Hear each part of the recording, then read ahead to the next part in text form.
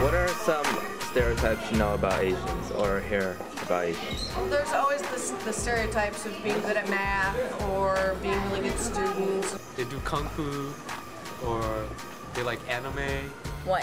Bad drivers. Really bad drivers. They can't drive. 2. They're really good at math. We're smart, you know, we read books.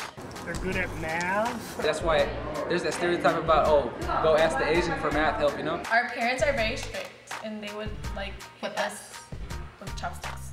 They like Hello Kitty, Godzilla. They have eyes, cheeky eyes. They have like no eyes. And some of them don't have no eyelids.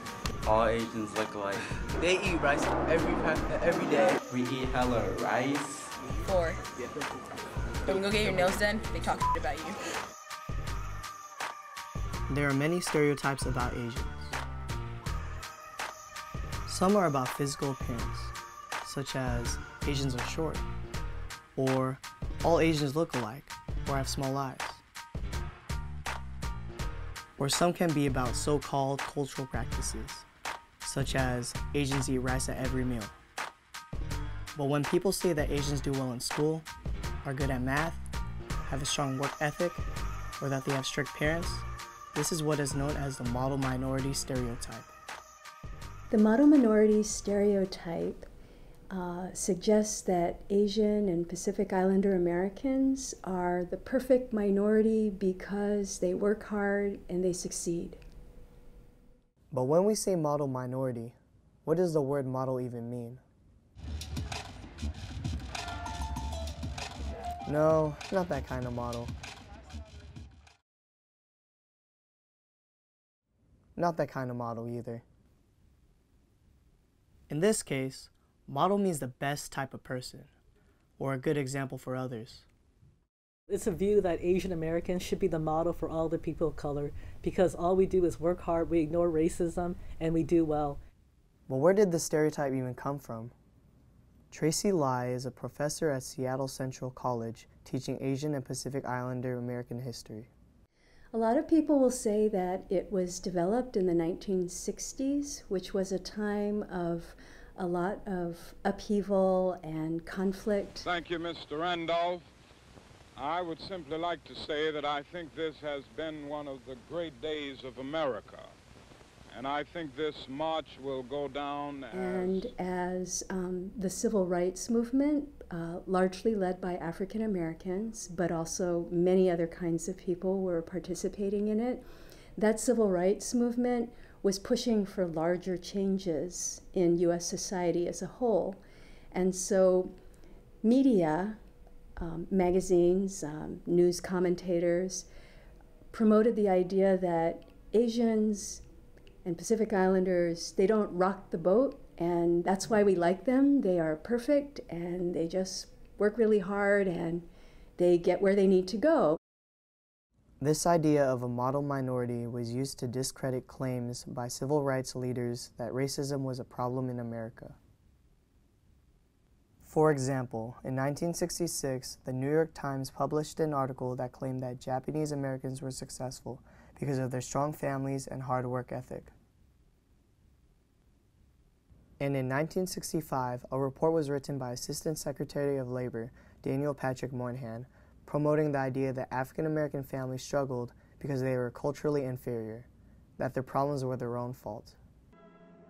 This stereotype about African American families is the focus of this 1957 parenting instructional video by the Georgia Department of Public Health, teaching African American fathers and mothers how to raise their children.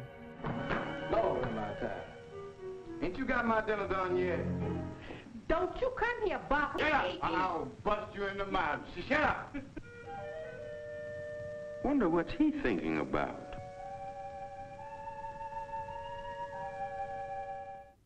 Dr. Connie Shaw is a professor of ethnic studies at the University of Washington. What the civil rights movement was saying was that America was institutionally racist. If you don't want to agree that America was institutionally racist, you have to find a group that has also gone through a lot of institutional racism but seem to be achieving well. So Asian Americans were used as an example, or a model to other people of color, to deny racism in America, or to say that if Asians can make it and be successful through their hard work, then why not other minorities? Why can't you be like them? These stereotypes caught hold and continue to gain popularity through publications and media. Dr. Nicholas Harlip is an associate professor of education at Illinois State University and the author of the book, The Model Minority Stereotype, Demystifying Asian American Success. He discusses examples of the model minority stereotype in popular culture at the Ignite Chicago Summit in 2012. Time magazine has the whiz kids. They're very smart, aren't they? That's me on the left-hand side. This was in the 1980s. No, that's not me. Again, Newsweek, 1980s. A few things that you should look at the cover of these magazines. They look East Asian to me. Chinese, Korean, Japanese. Here you have more artifacts of the model minority stereotype in popular culture. You have the tiger mom. Raise your hand if you know a tiger mom. Raise your hand if your mother was a tiger mom. You had to play violin. You could not go on sleepovers. And these stereotypes are reinforced today, as we can see in this clip from Family Guy. I'm your supervisor. Meg, I promise I'll do better at this job than I did on the SATs.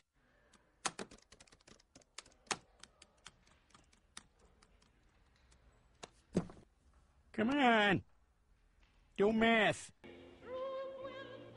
But this model minority stereotype isn't just harmful to Asian Americans, but to African Americans, Latino Americans, Native Americans, and all communities of color, because it implies that problems faced in these communities are their own fault, and not the fault of racism and oppression in America.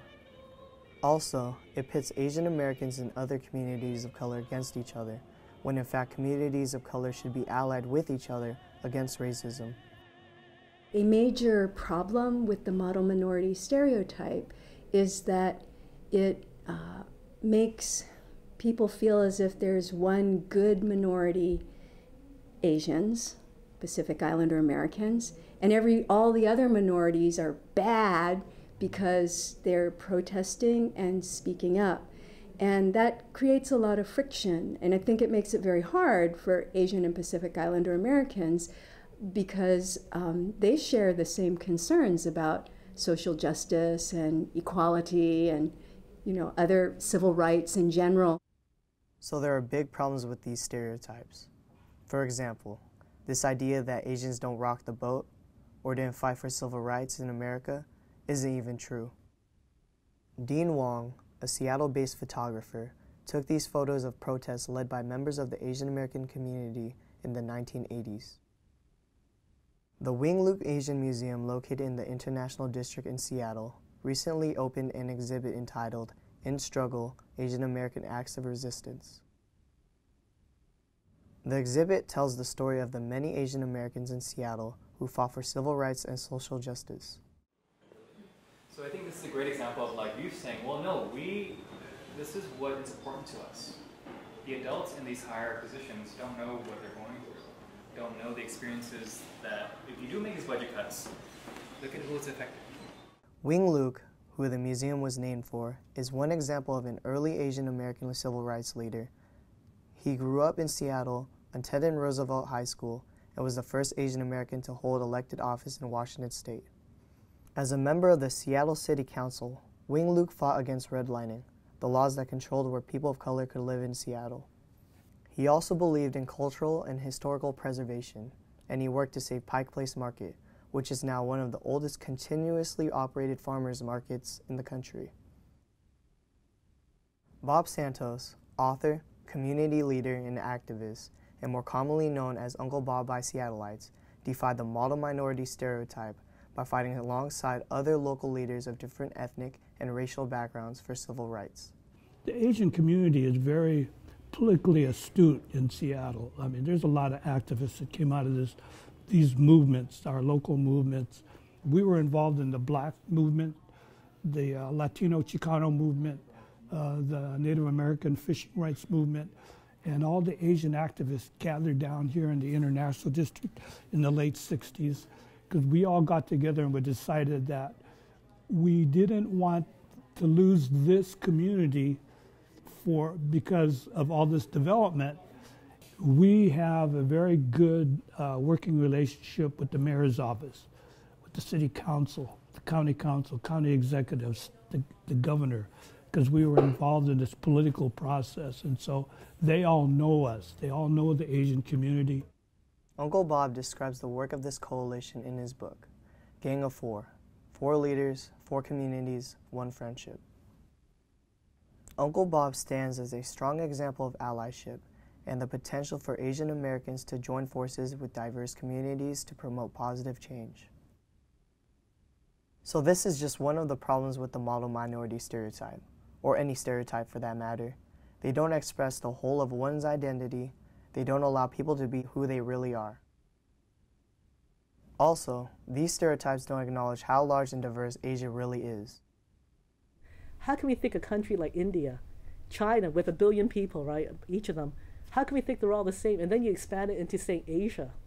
And Asia now includes so many. So I just think that when we make assessments like this and we say it's cultural, to me cultural usually means you don't know why. You're just saying cultural because you don't know why. Asian Pacific Americans come from over 40 countries, and within these countries there are over 2,000 languages spoken by over 3.5 billion people. So these stereotypes can't possibly reflect the diversity of billions of people in so many different countries, whether it's Malaysia, Korea, India, or the Pacific Islands. These stereotypes also don't acknowledge the vastly different experiences of Asian Americans. A.C. Chow is the director of TRIO, Student Support and Retention Services at Highline College, and the chair and co-founder of the Southeast Asian Education Coalition. And according to A.C. Chow, the Southeast Asian American experience is unique. We didn't come here because it was the land of opportunity. We came here because our life depended on it. So that changes things. So what I'm trying to say is that our historical implications, our historical narrative, our story for coming to this country is different. And because of that, our experiences are vastly different than other Asian Americans. Due to the complexities of the refugee experience, Southeast Asian Americans have high dropout rates, and many do not attend college. Charlie, Dominic, and PJ are cousins living in Kent, Washington, and they left their traditional high schools for alternative programs in order to achieve academic success. Dominic Sakun is Cambodian and he graduated from Job Corps. Charlie Jun is also Cambodian and he is completing his GED at Highline College. PJ Luang Pasai is Lao and Cambodian, and he will enroll in a credit retrieval program in the fall with hopes to graduate with a high school diploma. I thought that stereotype of Asians was funny because I wasn't that type of Asian. I smoked, I got suspended. The academics was hella high, they wanted goddamn. But then again, I went to a white school though. They couldn't handle it. They couldn't control me. They tried to, you know, give me all them rules. I was like, ah, f them rules. Well, cause no one likes school, so yeah. According to A.C. Chow, the model minority stereotype has real consequences for Southeast Asian students. Whether you meet a classmate, whether you meet with the teacher, whether you meet with someone in your community, they may have this myth that, hey, all Asians are doing well. They're good at math. So they'll stereotype you further, but they'll assume that you're doing well, that you're good in all these things, especially academics. But what Southeast Asians' true experience, if you look at the data of our Southeast Asians graduating, earning their degree, going to college, that paints an entirely different picture. So it masks our experiences. It sweeps it under the rug and says, hey, there are no problems with the Asian American community, including Southeast Asians. There's no problem. And go on your way. But some people say that the model minority stereotype sounds like a good thing or a compliment. Who wouldn't want to be called smart or good at math? According to Connie Shaw, the stereotype results in a lot of pressure on Asian American youth. People thought about suicides and they think about dropping out just because they get a B. They think that all the other Asian Americans do so well except for them. I keep telling them if that were the case, every school with significant numbers of Asian Americans would all be, you know, national merit schools, right? But they're not. You know, I just felt like I was being taken advantage of. You know, people would ask for me for my math homework in elementary school, and you know, always pick on me. And you know, if I got bad grades on something, you know, they would wonder why. But like the way I feel like they look at me, is like, you know, this kid has something, you know, something in him that we don't, and it just, I can feel it from them because the way they. You know, the way they make remarks like, you know what you're doing, like, this ain't hard for you, just because going off on my race or the way I look. Why I'm in art history, you know, math and science is not my forte. I'm not good with numbers. I'm not good in lab or whatnot. You know, and I feel that pressure. I feel the stigma. They expect me to, you know, it's like really kill myself for like, you know, my bosses or my superiors, and you know, there's all these expectations on me, and you know, I can work hard to meet those expectations, but there's not really a lot of fulfillment for me. You know, the small minority idea does not make me happy. I hated that people thought that, oh, so you're the small minority, I'm going to give you these things that you're good at, and obviously you're going to reach them. Of course you got that A in math. So what happened to me is I lied, because I hated that people just assumed I got good grades. So they were like, hey, how did you do on that test? It's like high school. And I said, oh, yeah, it was hard, I got a B. When actually I got an A. But whenever I said I did well, they're like, oh, of course you did. Like, of course. You're smart, you're Asian, right?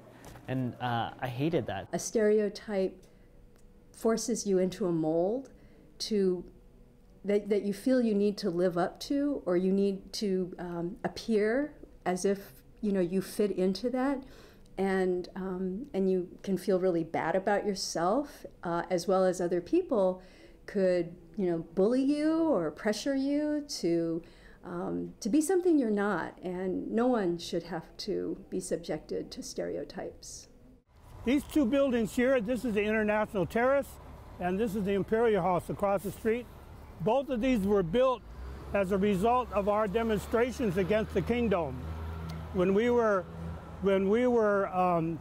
forcing city and county government to prioritize this area for housing for seniors, we had these two built. So this is a result of activism. We can learn from the examples of Uncle Bob and Wing Luke and so many others who have countered these stereotypes and fought for social justice. And we have many opportunities to follow in their footsteps. For example, members of the Asian Pacific Islander Coalition join together each February for Asian Pacific American Legislative Day at the state capitol in Olympia, Washington, to advocate for issues important to the APA community. APIC began this tradition in 1996 with 2,000 to 3,000 members attending annually.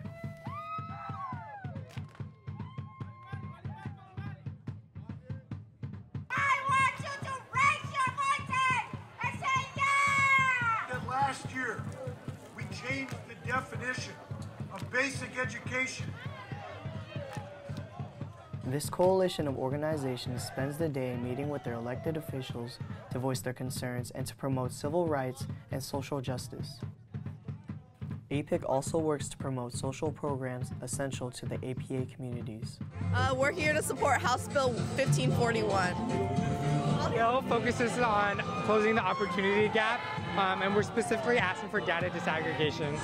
I think it's really neat because oftentimes people say that it's the loudest groups that are heard, and so we're here today to be loud and to have our voices heard, and I'm excited to be a part of it. Leaders come from communities, and not from schooling and not from the state and not from above. Leaders come from the grassroots. So if we can mobilize our folks and find those leaders that we can push up, I think that'll really, really come to reflect who we are, what our values are, and reflect us at this level that we want to be shown in. By coming to Olympia, we are creating a new story of who we are as Asian Pacific Americans. This new narrative tells us that we are not a label or a stereotype. We are more than physical descriptions or a cuisine. We are diverse. We are Cambodian. We are Jam. We are Lao. We are Tagalog. We are Ilocano. We are Mien. We are Tongan. We are Samoan. We are Vietnamese and Chinese. We are individuals and we are a community. We are unique. We are American.